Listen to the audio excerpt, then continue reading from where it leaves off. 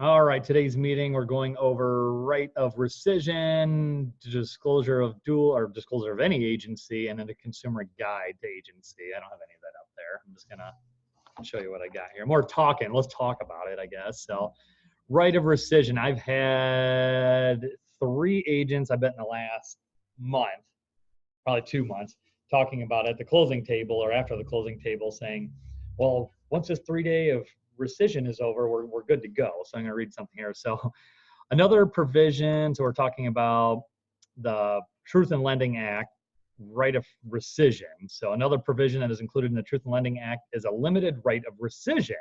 Rescission is a cancellation or termination of a contract. When the contract is rescinded, anything acquired under the contract must be returned to the receiver, to the giver. So a house or whatever, so a car or whatever the hell it is, if that applies.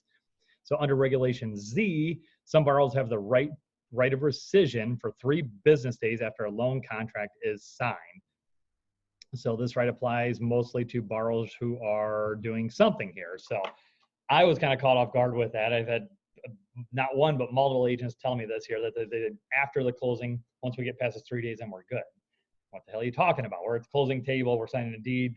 Keys are being handed over. Yeah, deeds being recorded, we're done. Oh no, they have 3-day of rescission. So I had to go and double check because I was 99.9% sure we were good. But again, 3-day right of rescission applies to refinancing, equity loans, some other type of loans, not, and I repeat, not for purchase loans, which would be. And I knew it was for refinance. Yeah. So I just, wasn't, I guess, was a little befuddled by that, that it wasn't just one, but it's multiple agents now that have said something like that. So I don't know if we need to further educate our brethren, across the board that's not there. I don't know if something went out that said something like that, or if it was, I don't know. I'm not sure what it is. What agencies did that come from? I'm not going to repeat it, right? We're being recorded especially. So we don't want to know the agent. We just want to know what brokerage. Right. They're within Ohio. Does that help? Okay, no. So I don't know. Both. Actually, 2 of them are from out of town, so it wasn't even local ones here. Go back and look at the files he's closed recently. Yeah, go check them all out then. So to be clear, on a purchase, that does not apply then. So if Bob and Betty buyer and Sam and Sally seller meeting at Assured Title or Legacy Title, they've all signed their documents. They brought money to the closing table. Seller signed the deed. It's been recorded. It's done. There's no rescission window. That would have been a huge thing we would have learned in class that we would have not forgot. Well, and that's where it caught me off guard, so I wasn't sure about, I was sure, but I wanted to be double dog sure that we were doing the right thing, because that would have changed my whole perspective on what closing meant, I guess, as far as what that looked like. So I wouldn't give keys for 3 days. Yeah, exactly. So, but I'm telling you that thought is out there then. So there are instances where that 3-day window would apply though. So this is what's required to get to the purchaser basically prior to closing. If there's an affiliated business arrangement, and so if they need a disclosure, so this would be instances like where a buyer could get out of a deal. If a lender, for example, was working with a title company or had some kind of contract arrangement with the title company, insurance company or whatever, and that was not disclosed, that would give the buyer supposedly an out. If the closing disclosure, they should see the finalized settlement closing disclosure 3 business days prior to the consummation of the loan. That is different from what the what the title companies give us at closing. They give us the settlement statement, like the HUD statement, like the HUD 1 basically, to look over. The lenders, and I don't have an example to show, but the lenders are supposed to provide the settlement statement to, or the closing disclosure. Shows what their exact monthly payment will be with taxes, title, insurance, everything, and they have to be happy with that number. If that needs updated, they need an additional 3 business days. So the key triggers that will do that. So if the APR is increased more than 1/8% for a fixed rate or 1/4% for an adjustable rate, that needs to be redisclosed. If there's a prepayment penalty added, making it expensive to refinance or sell, or the basic loan product changes, such as a switch from a fixed rate to an adjustable rate, or a loan with an interest-only payment. So those would be the only 3 instances that I've found that would require an updated disclosure. And I know some lenders kind of get away with sending, I don't know exactly how they do it, but they send a generic disclosure to the buyer and they sign it as long as they get their 3 days done. So, but again, they have to be within some window of tolerance that's acceptable then. So if the affiliated business hasn't been disclosed, if the proper closing or the closing disclosure hasn't been provided, the buyer in theory then has 3 years for what they can come back and say, I want some kind of compensation or I want something fixed. I don't know exactly what that looks like. So I don't know if that puts the onus on us to make sure that a lender is doing what they need to do, because all that's outside of our control for the most part. I don't know if they have an affiliated business agreement. You know, if I'm aware of it, I probably should look for that. That would be, I guess, Howard Hanna has a lender involved in their company and they have affiliated business. I don't know of any other lenders off the top of my head that work directly. You know, Quicken Loans does. Well, sends those out. Russell, I think, does, but I don't know if they have a lender involved. But if we know of a lender that has an affiliated agreement, we should probably make sure that somewhere in that closing paperwork that is there. The closing disclosure, again, they're probably not going to tell us if that's been done properly or not. It's probably none of our business, actually. So, but something to watch for. And then the terms of the loan, we'll have to, again, I usually don't know what the terms of the loan are. I don't know about you guys, but I mean, you might have a ballpark, but as far as I look at it deep enough. So that's that. Any questions on right of rescission? You do not have right of rescission on purchase. You do on refis. Yes, ma'am. Janet Herzog, you have the floor. There's a form that assured, I know for a fact that the buyers are signing, and Mark just kind of stumbles over it. This form here, just because you're here doesn't mean you have to sign and go through with anything today. Sign it. Mm-hmm. So and then they have their own CYA form too. I don't know if it's the same one, basically saying they're a neutral third party. They're not representing buyer or seller. I don't know if but that's not the same one. That's then. Just because you're sitting here today, you don't have to sign anything. You don't have to go through with this just because you're sitting here. Sure. Go ahead and sign it. Yeah. Which I don't have a problem with that, you know. I mean, they shouldn't. But could they back out right there? Saying, sure. Doesn't mean there wouldn't be some other repercussions, you know what I mean? If they fail, so from a contract standpoint, if they've met all their contingency, if they've earned us money down and their inspection contingencies have been met, the appraisal, all the contingencies have been met, financing contingency, and they at that point get up and walk away, doesn't mean that then the seller wouldn't be due some compensation or have some legal leg to stand on to say, you know, you buyer did not perform even after all contingencies were met. So, but yeah, I guess to cover their butts, nobody's holding a gun to them to say that they have to follow through with buying. I'll bring that up later. We've had a couple people question the kind of Fremont way of doing business, the final, like the last minute form. A lot of them put, I'm sure you've seen this, Janet, contingency removal form, you know, like they pop on you at the end.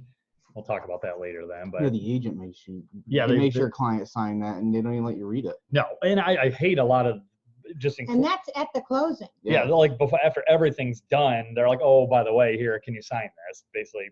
So we'll get back to that at a different time then. But yeah, I guess as far as for closing procedures in general, I've plenty of gripes with a lot of them too. We've been getting the settlement statements, like the HUD till the last second. There's been a couple times I've walked into closing and have never seen one. You know, a lot of this kind of stuff I think could really be cleaned up. I think it just goes with the overall experience of the consumer. And I don't get HUDs from First American. Yeah, I usually have to hound them for it. I've now been proactively sending emails saying I would like a copy. I don't care if it's a finished copy or not. As soon as it's as soon as it's ready. And I've been getting them where it says, you know, rough draft or not final copy, you know, splashed across it, which again is fine. Mm-hmm. But the title companies, they're worried that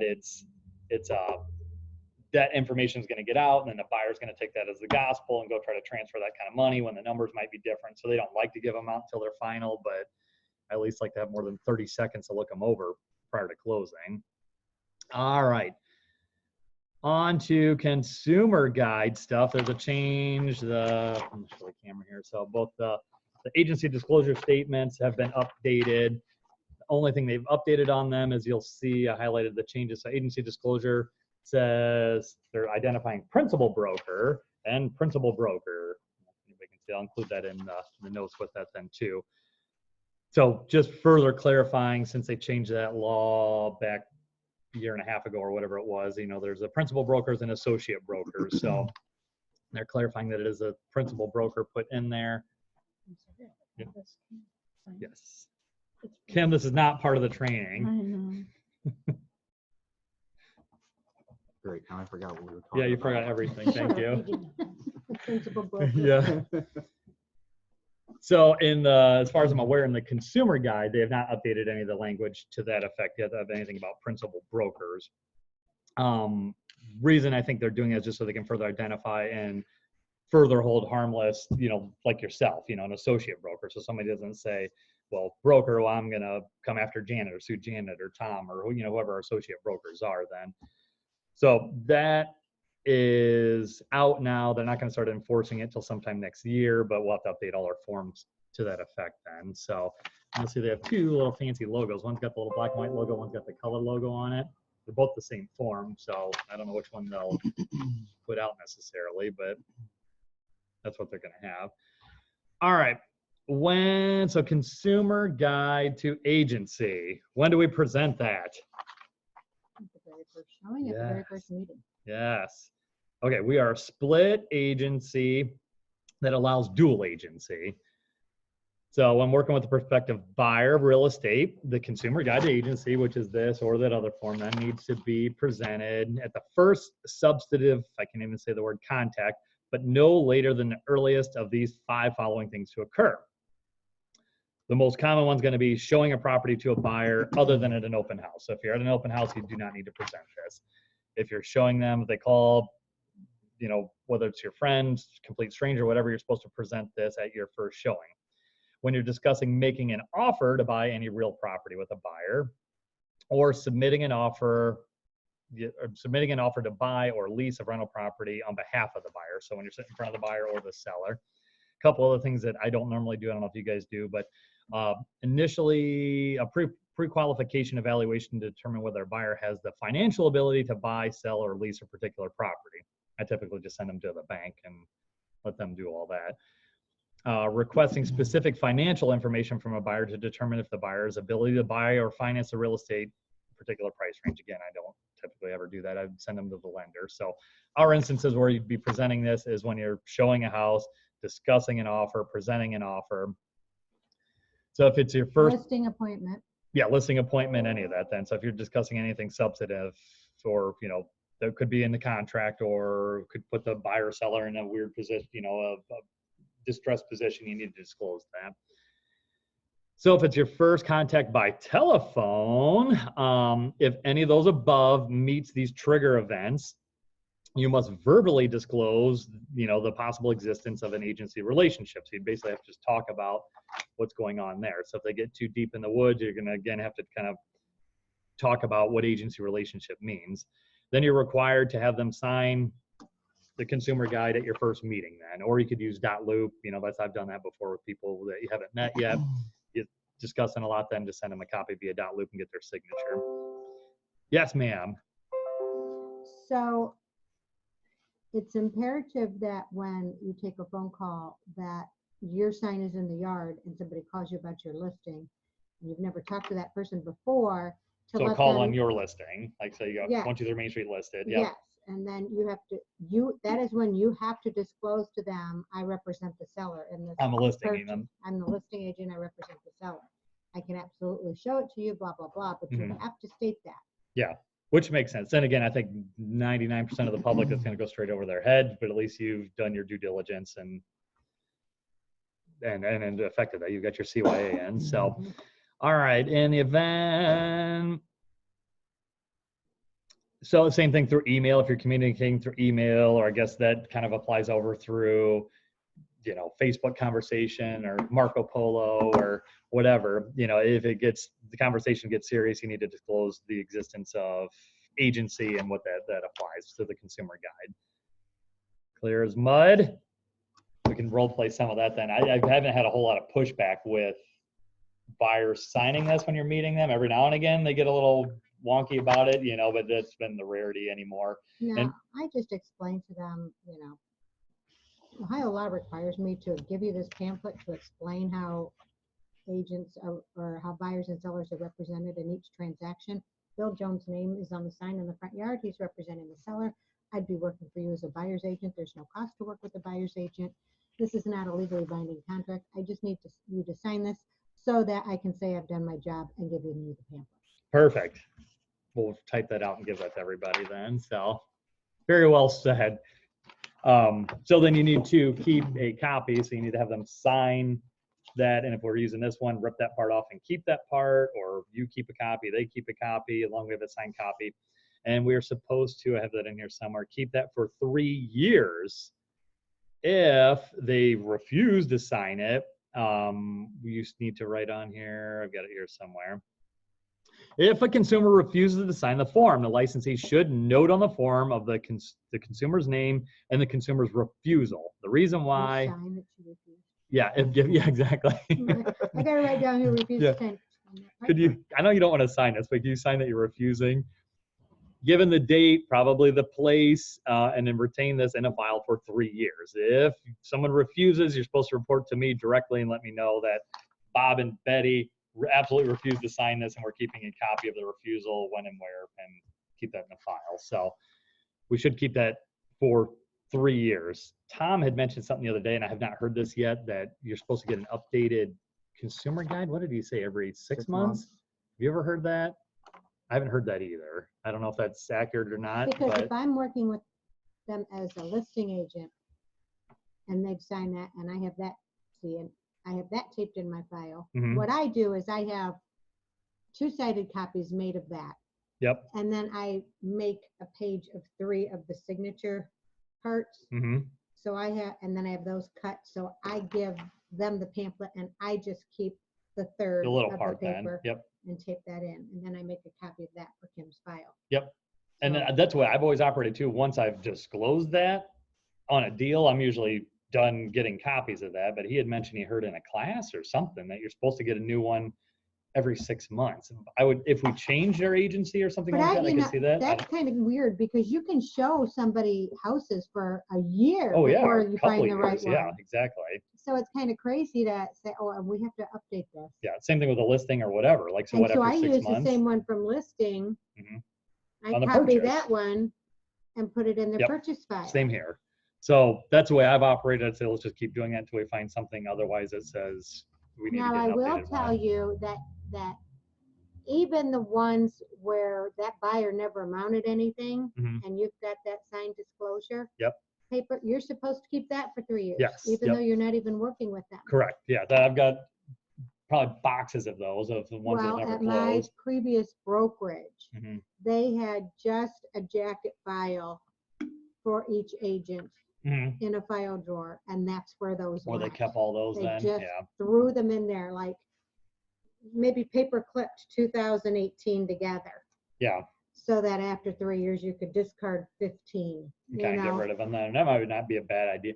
But again, it's again covering your butt for audits and stuff like that. That you do have an organization system in line with that, for that, then. and they just use those jacket files. But if you're anything like me, anyone that's, I've got to the point of showing a house and got them to sign this, I'm going to try to get their ass to a closing table eventually. I'm not going to want to throw that in the dead. Well, No, I don't throw them in dead until, honestly, a lot of times I'll read a transfer in the paper that they've worked with somebody else after I've shown them property. I gotcha. And Yeah. I'm like, well, they're not going to be calling me back. Yeah. I don't need to hold on to this. So you pop that in there. But I don't throw it away. Yeah. I just keep whether electronically or a physical file, keep that in a file format somewhere. But that wouldn't be a bad idea to keep it somewhere. There you go, Kim. One more thing to pile up. It's just something that an auditor may request to see. Yeah. How, where's your system for this? Sure. Which in essence would be .loop, I think, in Google Drive. We should have a lot of that. But if again, you've you're shown just showing them something, you haven't started anything with .loop for them. No, I'll hand him over my bag back here and he can take his time. Yeah, getting through all that. Yeah, I would say most of us probably have it, but to your point, if somebody walked in, stack next to you and just pile them in there.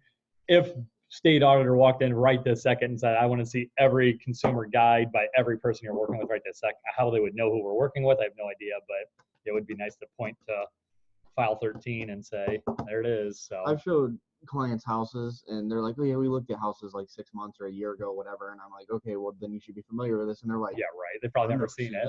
Yeah. Like half of the people I talk to that have ever looked at a house are like, I've never seen one of those before. Yep.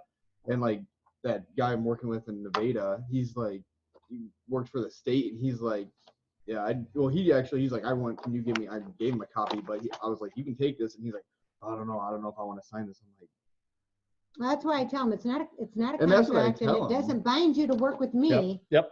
It is just letting you know that I've explained how agents represent buyers and sellers in a transaction. It just amazes I'm me, required by like, law to give you this. I just need you to sign it to let everybody know I did my job and gave you the anyone that's ever looked at a house and I ask them, they usually are like, I've never seen one of those. Someone's not doing their job. And you know what? That's not an uncommon thing. Yeah. Unfortunately, because I can remember when I first started, and my previous broker said the same thing. She's like, how many people have had somebody say, I've never seen one of those? Mm-hmm. And A of course, lot, everybody in the meeting was able to raise their hand. Mm-hmm. You know, I'm working with a client right now that used to have a very well-known agent, not in Tiffin, but out of town, very well-known, Yeah. showing them properties, and that person never, showed them at least 6 properties Yeah. and never Wow. got one out. And That's I asked why they're not ridiculous, working with that agent anymore, and they said because that agent was so pushy and kept saying, you need to get into a contract today, this house isn't going to last, we need to write today, and it was not even the case. Yeah. But that's how, it's like that person was not going to go back to his office without having written a contract that day. Yeah. Yeah. Too much of a pushy salesman. But yeah, just to be clear, any of those agents are in violation of agency law then, you know, I mean, they're not doing their due diligence. That is like a $2,000 fine. Yeah, it's something ridiculous, I'm state. sure. And I'm sure they supposedly have testers that go around, and if you got caught by one, you'd be up shit creek. That's being recorded. I had testers and such when I was a Fannie Mae. Did you really? Oh, I had Yeah. phone calls with people asking about a property, and it was how I answered and how I responded and how much information I gave them. I literally had scorecards on those conversations, how they and went? it was at least twice a month. Wow. We had the one guy, I don't know if he's a tester, and I think you and I were talking, and he was kept going on and on about I'm Mexican and I'm this and that and whatever. And I'm like, I don't care what it has nothing to do with, yes, we can get you into the house. I don't care. So yeah, that one made me question what that was. All right, so we'll finish up on the consumer guide. So again, I highlighted some important parts. So we are a split agency. We do allow dual agency.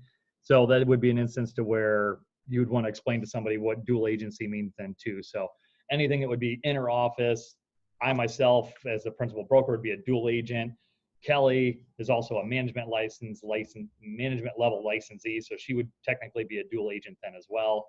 Figured she's she's co-owner of the business. So it only made sense that she would also, be privy to that as well, or subjugated to any slaps in the head like I would get. So she can get it too. No. So if You're under the bus. Yep. If you yourself are representing a buyer and someone else in our office representing a seller, our office would still technically be a dual agency, but you'd be able to advocate on your client's behalf, fully then. If you are made aware, I guess, I won't get into that stuff now. I'll come back to that.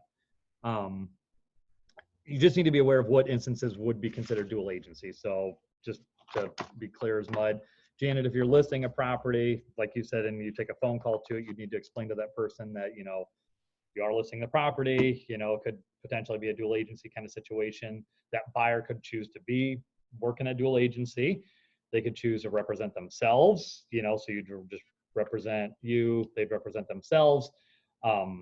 Or they could ask, it says somewhere in here, they could ask to, and I've had this instance from other offices, if the consumer, if they do not agree to your agent being you acting as a dual agent, you can ask for another agent within the company to be assigned to represent them, or they can seek representation from another brokerage.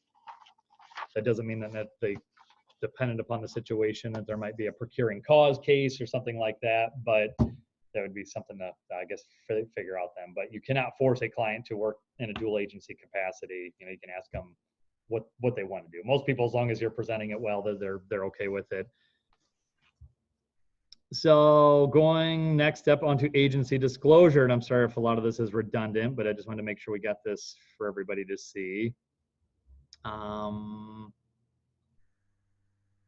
Signing, timing of agency disclosure statement. So the agency disclosure statement is what we were talking about, where they added in the principal broker thing. So when we do this, and I know there were some offices that were doing listings, and at the time of listing, they did their property disclosure, they did their lead disclosure, and they, for your convenience, included a agency disclosure statement, which they're technically in violation of Ohio license law because this is pertinent to each deal and each contract. It has nothing that we can blanket put out there. So every time there's a new offer put together, a new one of these needs to be created then, because every circumstance is different. I could have the listing, I could be representing the buyer, and it'd be a dual agency. Or I could have the listing, Janet could have the buyer, or Sarah could have the buyer, so it'd be a different type of agency arrangement. So when we're doing this, as far as from the buyer's concern, so the buyer, timing of the agency disclosure statement. So buyer's agent completes the agency disclosure statement with the required information. The agent must ask the buyer to sign the form.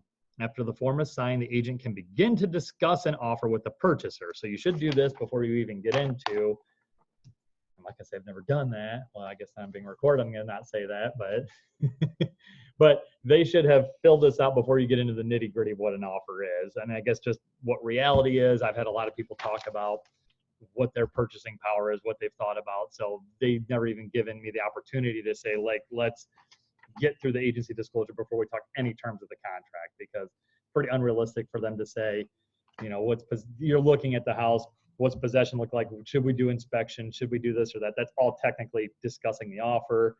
So if you're listening to Ohio license law, you probably should say, before we say anything about the house or your offer, we need to fill this out first. Maybe a little unrealistic, but that's the way it's written. So, yes, ma'am. So the other thing that is important, and I'm sure everybody in this office is very good about it, but it is a 2-page document. Yes. Page 1 yes. and page 2. And any lender, anybody requires both pages, even if you didn't write anything on the second page. And a lot of times what I do is put a line through dual agency as I'm explaining that we are not using dual agency Just in right this up here. situation. Yeah. I just do it like this. Yeah. But I make sure that the people initial that page, Mm-hmm. because it is acknowledging that you explained page 2. Which I don't think you can actually, I don't think you're allowed to modify this at all. So I probably wouldn't scratch that. I understand what you're saying, but yeah, I probably wouldn't do that. I'm not saying I haven't done it, but you're technically modifying the document if you're making, so what we're supposed to do is just put in address, people, check the box who's representing whose signatures. And we're still not even technically required to put initials there, but everybody seems to for whatever reason. But yeah, we're not supposed to modify that at all. But yeah, but you're correct to your point. That is part of this page 2 of 2, 1 of 2, 2 of 2, and I've got one right now that just came through that of course has this attached to it and no page 2. So a lot of times then I'll scan a blank page Yep. 2 and add it to the Yep. package. So I've got my package complete. But it's pretty sad when you have to explain that to seasoned agents. Happens all the time. Yes. So buyer, before you discuss any of the terms of an offer, you're supposed to have this completed then. So everybody knows who's working for who's playing what position, I guess. So after the agency disclosure statement has been signed by the buyer, the agent working for the buyer, so your buyer client, you're supposed to pass this and your purchase offer along to the listing agent. If there's no listing agent, then you must present it directly to the seller. So taking it down to the seller's perspective then, so the seller should also review this statement to confirm that they agree with the agency relationship as indicated. So this should be the very first thing they should have already signed a consumer guide, should have been down that path already. Consumer guide, listing agreement, disclosures, all that stuff. So they should have been presented that, but before they get an offer, they should see this.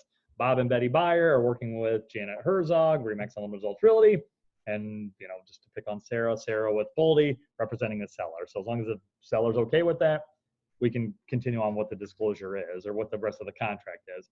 If you're presenting an offer to Angie's property, you're still representing each side, it'd still be split agency. They should be okay with that, but if they're not, then we need to stop there and find out what's going to satisfy them. The only time someone might get excited would be dual agency. So once that's done, this is done prior to the seller seeing or viewing the offer. If the seller is not in agreement with the agency relationship, the seller cannot see the buyer's offer. The agent must contact the buyer or the buyer's agent to change the agency relationship indicated on the form. The buyer signs a new form, and then that new statement will be provided to the seller for signature. So, okay, here we go. So unlike the consumer guide agency, the agency disclosure statement cannot be modified in any way. So no scratchies, no crossing off, no adding stuff in, no anything. So, but I've probably been guilty of that myself. When you get excited and you got 2-3 offers on the table, I don't know that this is necessarily the first form that always comes out. It should be. So just so that they're in understanding of what's going on and who's representing who. It also is a good thing then too. So when you do end up in a multiple offer situation, make them, I guess, see all this initial that, so that you have something you could present back to the buyer's agent, so you can say, like, look, it was presented, I guess, and then kind of go from there. So they should be step one then. Termination of agency. So you have an agency relationship basically as long as is applicable. So if you have an agency relationship,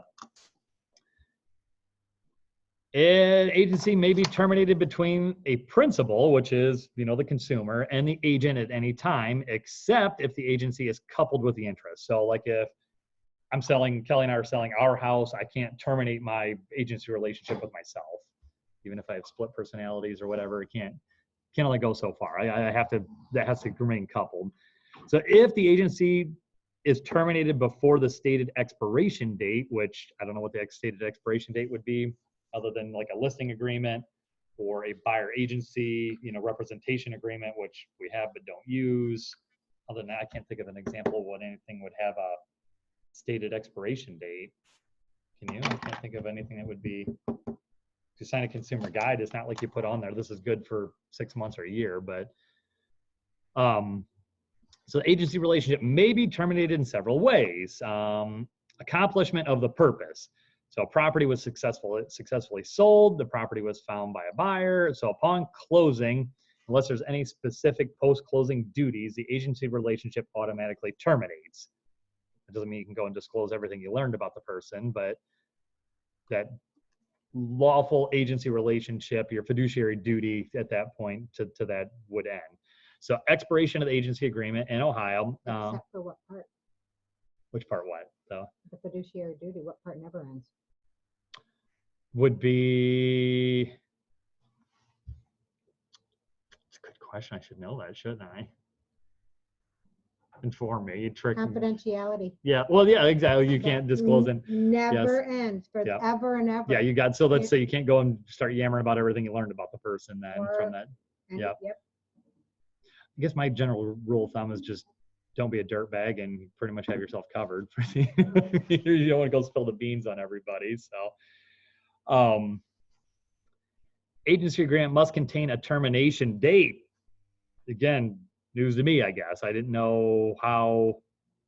Say that again. In Ohio, an agency agreement must contain a termination date. Well, that's a listing. So yeah, I don't know what would be, but you still would have an agent, a relationship with a buyer though. So I guess like with any contract, it has an expiration date. Mm-hmm.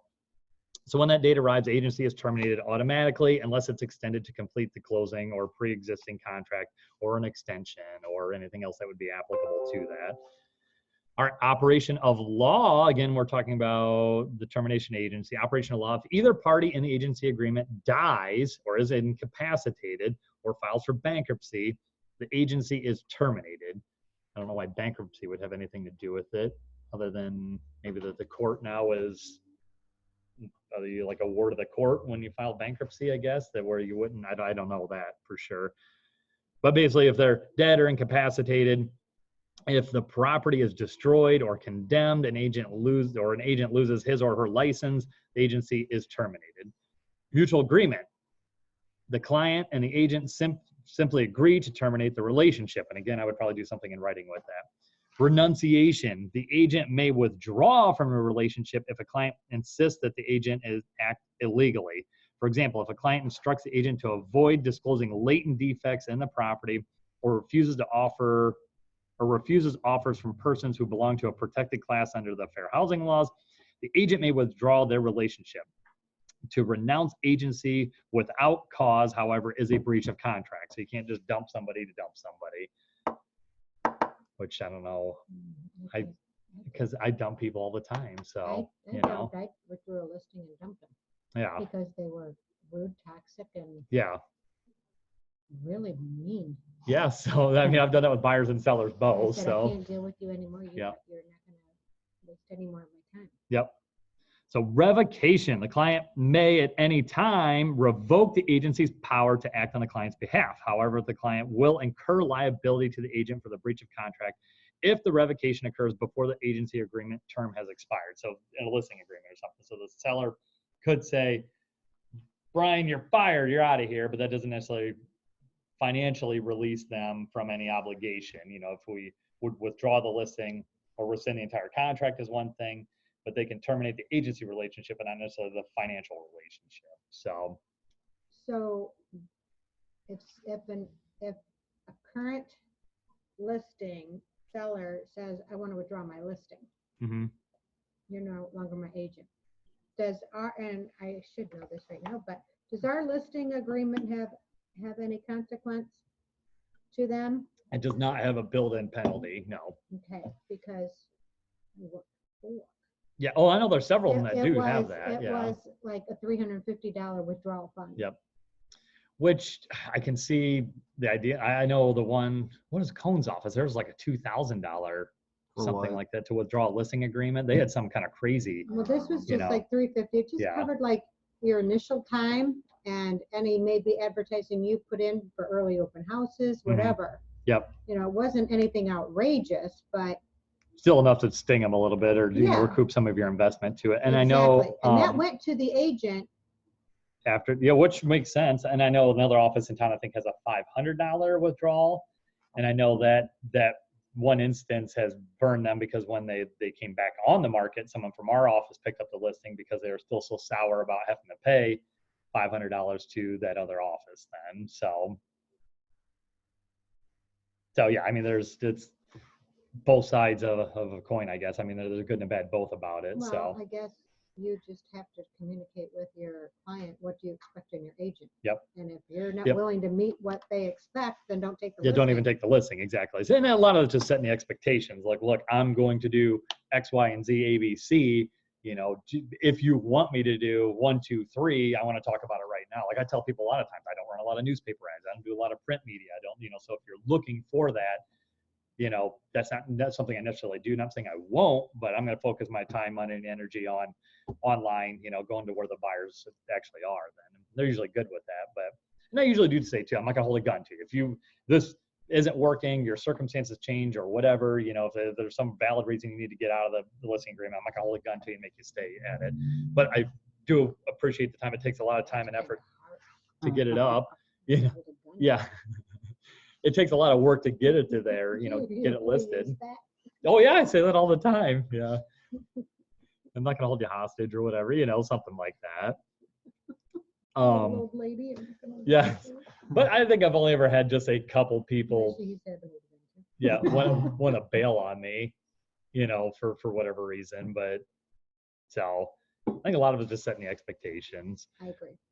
I got a lot of links on here, which I'll share with everybody then too, but a couple, so I'll include copies of these new documents I'll have on there. I got a whole Q&A that the board put together, OhioRealtor.org put together for us. So, that's the wrong one. Q&A. So, types of agency relationship, requirements of agency. I'll just give you all these links here then. So it'd be good to kind of just breeze from. There's just kind of the fun Q&A. The one I wanted to cover was more in the split agency. So here's your questions, Janet. You ready? Put you on the spot. My brokerage practices split agency. If a buyer who represents if I represent a buyer who wants to buy a property listed with another agent in my brokerage, are we both dual agents? No. Correct. Unless that is A plus so far. Unless that is the policy of your brokerage, which it is not, you would be considered to represent only the buyer and the listing agent would represent only the seller. Question number 2. I'll give this one to Brian, I guess. I was hoping you were going to go Does back this and mean forth. I can actively negotiate on behalf of my buyer client and the listing agent can do the same for his seller? Does this mean I can negotiate on behalf of my buyer client? So if you're there, we're in an agency relationship, are you allowed to negotiate on behalf of your buyer client? It's a tricky one. I missed the first question, so does this mean you can actively negotiate on behalf of your buyer client and the listing agent can do the same for his seller? and there's no dual agent, and there's no, It's not dual agency. Just you have an agency relationship with somebody. so yeah, you'd be able to negotiate. Yes, correct. Ding, ding. Each of you are obligated to fulfill your fiduciary duties to your separate clients. This means that among other duties, you must each use your best skills and efforts to negotiate the best deal for your client and to act in his or her best interest. This one's just kind of silly. What is my brokerage's role? I don't expect an essay answer out of you, Janet, so I'll just read. Your brokerage, the sole proprietorship, the partnership, or the corporation holding your license, which would be me or technically BK Jones Ventures LLC, would be considered a dual agent since both you and the listing agent work within the same brokerage. Any management level licensee, Kelly, and your brokerage would be considered a dual agent as well. All right. What restrictions are there on my broker and management level licensee in my brokerages as dual agents? And again, this just basically applies to dual agencies. So broker management licensee are still required to supervise both you and the listing agent to make sure you're each fulfilling your respective duties to your clients. However, in doing so, they cannot take either the buyer or seller's side, as they cannot advocate or negotiate for either party, buyer and or seller. So if they learn confidential information about the buyer or seller, regardless of the source, they cannot disclose it to the other party or their agent, or use it in any way to benefit any party, one over the other. So again, just dual agency. You just have to be able to walk that line then. So in a lot of instances, me in particular, I'm in a dual agency a lot then. So another agent in my brokerage, that's more team stuff. Okay, here you go. Janet, here's your question. Are you ready?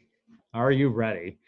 I referred a seller to another agent in our brokerage because the property involved was outside of my area of specialization. Am I considered to be that seller's agent because I made the referral? No. Correct. You would not be bound to represent the seller. Here's the thing. Yeah.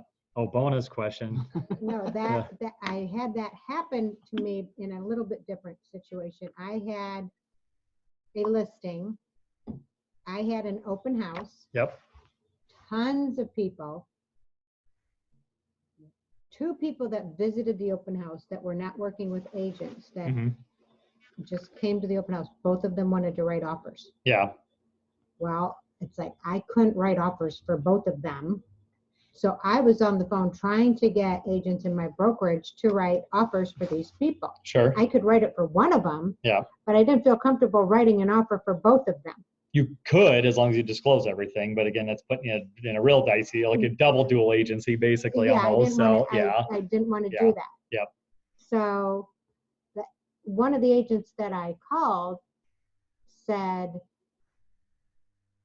the way that we used to do that before, like, Brian, will you write this offer for my seller because I've got the listing and they want to make an offer? I'd be giving you a 25% referral on it, but my name would go on the contract.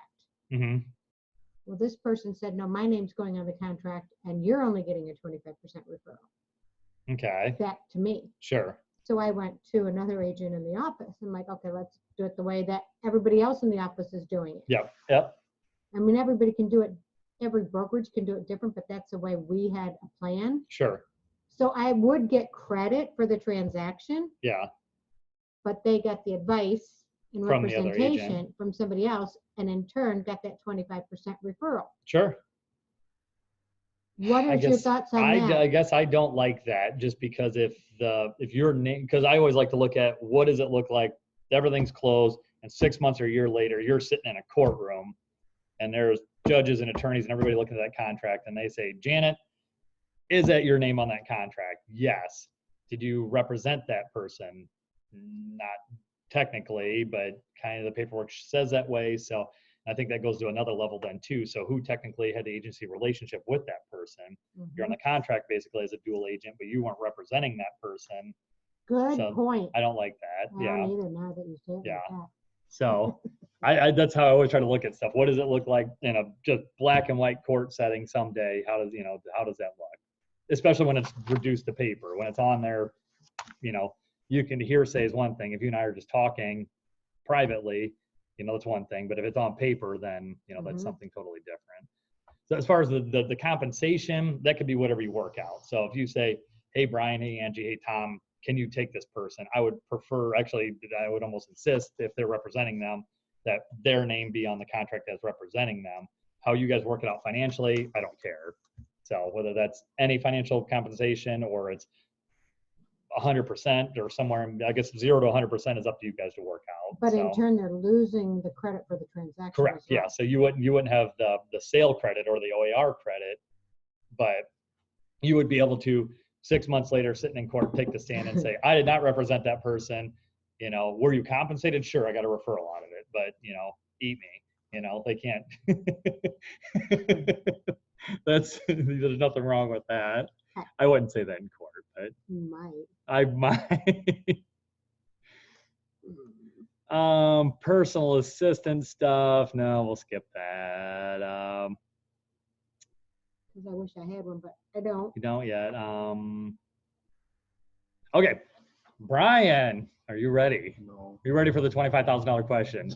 If a buyer's agent in my brokerage tells me confidential information about his or her client, and it doesn't even say that, I'm just adding that because I'm so up on things, his or her, does that make me the buyer's agent? If a buyer's agent in my brokerage tells me confidential information about his or her client, does that make me the buyer's agent? No. I think you're right. You would become bound to represent the buyer if you learn confidential information from the buyer's agent.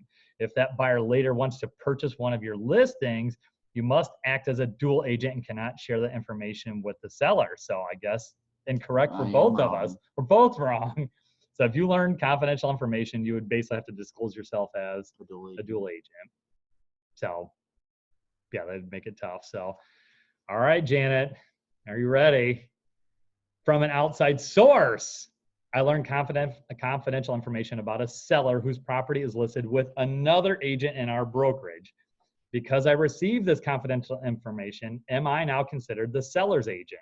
No. Correct. You would only be considered the seller's agent if you obtain the confidential information from the listing agent. So if you just learn it from another agent, doesn't matter. If you learn it from a source outside of the brokerage, you are still not part of the seller's agent. So unless you learn it from the agent that's representing the client then. So in that instance, hear a lot at the hairdressers. Yeah. So I guess back to yours then, Brian, if Tom tells you something about Janet's buyer, you wouldn't be a dual agent then. But if Janet tells you something about her buyer, then you would come directly from their agent. From their agent. So if Fotis tells you something about your seller or the house that you have listed, that doesn't matter. Yeah. Okay. I don't know if this was a good one. If an agent in my brokerage tells me confidential information about one of his clients, could I later be named in a lawsuit involving a subsequent transaction in which I was never involved? Not really right or wrong. It's extremely unlikely that you would be named in any litigation resulting from a transaction in which you were not involved. So I'll take that one. Correct. You. Yeah. Yeah, it'd be me. I'd be the one on the chopping block for that. There's a whole bunch more of those. I think I always get a kick out of those. I actually learn a lot more from the Q&As, or like Ann puts out those, not Ann, who's the attorney? whatever her name, Lori, puts out those like little, Rittenhour? yes, Peg Peg. puts out those 27-page thing, here's a new law. I usually just go straight to the what does this do? What do the scenarios look like? Or like the Q&A, and that usually gives me a lot more information than anything. I got a bunch more on Facebook stuff. We'll save that for a later date then too. But there's a lot of changes with that, with basically what they're restricting us doing. We all kind of know that, how we can advertise, how we can do that, different things we're going to be basically not allowed to do on Facebook anymore as far as for advertising, but most of it's already in place already. We'll come back to that. So